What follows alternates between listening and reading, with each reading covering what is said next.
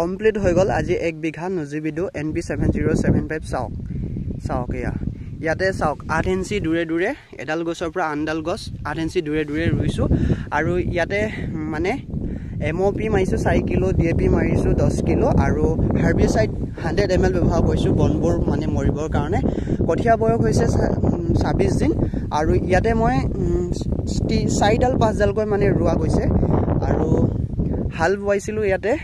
3 চাওক মাটি ধুনিয়া কঠিয়া ধুনিয়া আৰু